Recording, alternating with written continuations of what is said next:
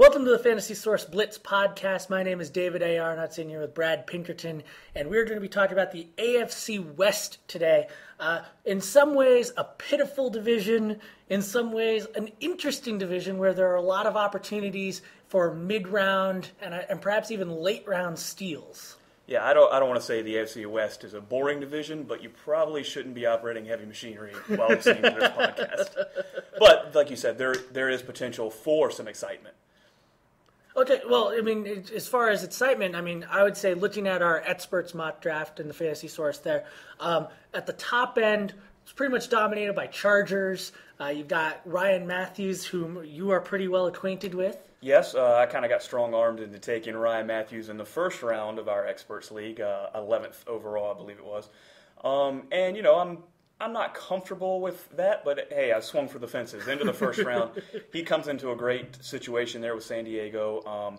You know, missing Vincent Jackson, the theory is maybe they're going to want to run the ball more, or at least establish the run to open it up for Malcolm Floyd and Antonio Gates and let Phillip Rivers do his thing, in theory. But, you know, in reality, we don't know exactly what we're going to get from him, and really the Chargers in general are kind of a question mark, or at least more so than in years past. Yeah, I mean, like, I took Phillip Rivers and Antonio Gates. Basically, it was value pits. It just kind of worked out that way.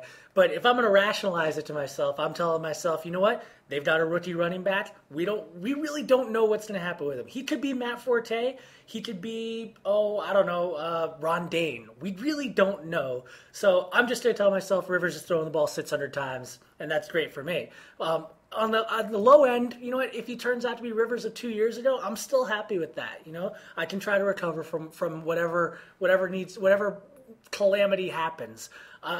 Moving to another team in the AFC West, guys that I think the Kansas City Chiefs. How many guys in there are really going to be impact players beyond Jamal Charles and Dwayne Bowe? Is there anybody? And besides, Charles also seems to be being a little bit polarizing as far as how people are valuing him. I would definitely put the Chiefs second to the Chargers as most interesting in this division, and with the most potential, because you've got Charles. We know he's the most electric running back they have, if not player overall. It's going to be in the Chiefs' best interest to get the ball in his hands as much as possible. It's just a matter of when they realize it, if they've already realized that, and then how long they stick to that game plan. And so that puts a little bit of risk with Charles, although I think he's worth the risk. I think he's going to be the guy.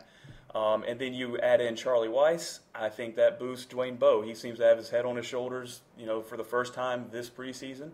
I think this is his year that he breaks out. And under Charlie Weiss, they're going to come up with some creative plays, and they're going to get him very involved. Remember, Weiss was the guy who was the offensive coordinator for the Patriots that year when they were going 4 and 5 wide all the time.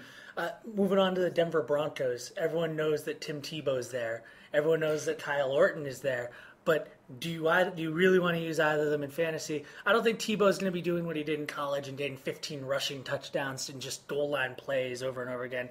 I mean, he's a bit of a battering ram, that's for sure. But he's not going to be doing the same thing. Right. I'm not going to count out Tim Tebow for ever being successful in the NFL like some people have, but he's going to have to do it first, prove it to me before I give him a chance in any fantasy league. So I won't be the one bragging about picking up Tim Tebow. Even in keeper leagues. Exactly.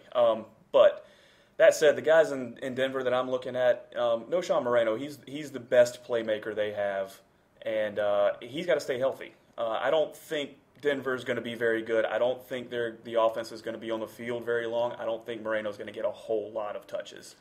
But he's got the most upside. If you're going to take a risk on anybody in Denver, it's him. What about the receiving core? I mean, there are going to be a lot of guys, a lot of managers out there who see Eddie Royal's monster season 2 years ago and see Jabbar Gaffney with that big number one receiver label next to him and thinking, okay, wide receiver 3, wide receiver 4.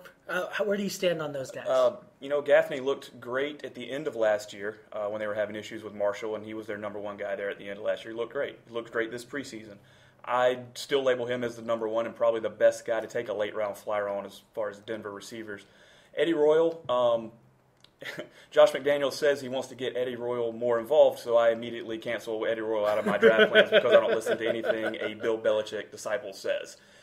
He's not going to give away a game plan. He's not going to tell you what the Broncos want to do and what they're going to do, so just ignore that kind of talk. Eddie Royal is a great playmaker, and they need to get him the ball more, but that the same situation last year, and it didn't happen. So I think with Brandon Marshall gone, Eddie Royal's got to play a bigger role. I don't think it's going to be a huge role, though. And that brings us to the mess in Oakland.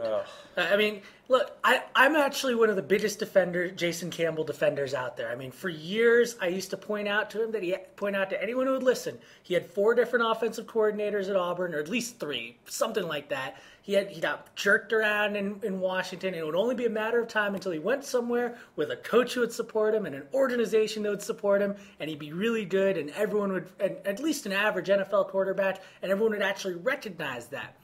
I'm not sure this is that situation.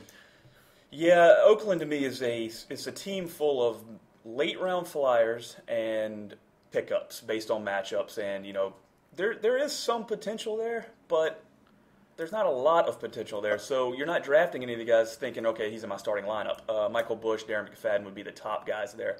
They're not your every week starters. They're poor bye week fill-ins in my opinion, and you're going to have to find that bye week's going to have to fall on a great matchup for them, and that just lowers the odds even more. Does Zach Miller go into the top 12 tight ends even?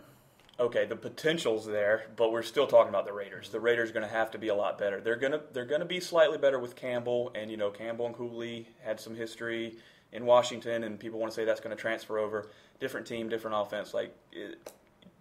I could spend a late round flyer on Zach Miller, but again, I'm not drafting him saying he's going to be top 12. He's going to be my starting tight end. I'm not taking that risk. All right. Now, what about their defense? They've got Richard Seymour. We know that that's a guy who you got to respect at least as a good defensive player. Do you see the defense going anywhere? The defense, I think, is going to get better. Stay healthy. That's number one. They've got that division. They can rack up some wins. They barely missed the playoffs last year, and that wasn't a very good team.